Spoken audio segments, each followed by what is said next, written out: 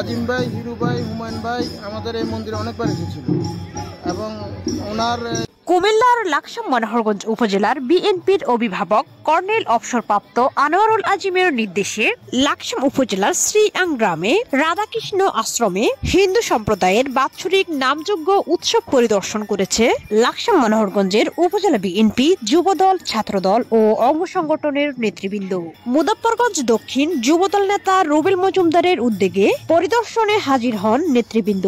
পরিদর্শন স্থলে উপস্থিত ছিলেন বাইশগাঁও ইউনিয়ন ছাত্র নেতা শাহাদাত হোসেন শুভ।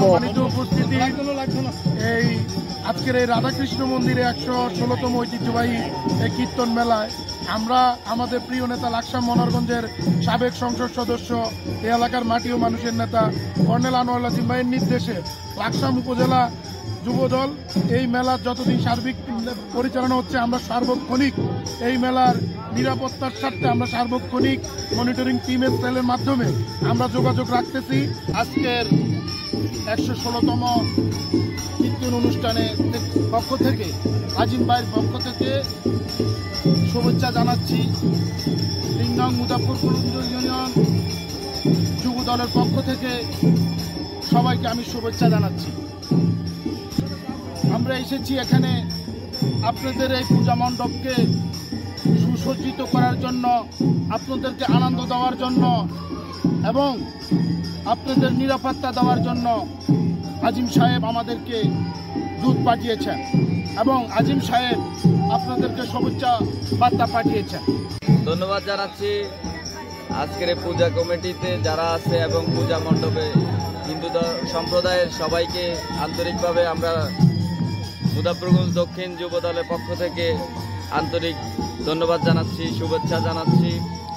পাশাপাশি কর্নেল আজিম সাহেবের পক্ষ থেকে এবং ডক্টর রশিদ আহমেদ হোসেনের পক্ষ থেকে এই আজকের এই রাধাকৃষ্ণ পূজার যারা আয়োজন করেছে এবং যারা এই পূজা অংশগ্রহণ করেছে তাদেরকে ধন্যবাদ জানাচ্ছি।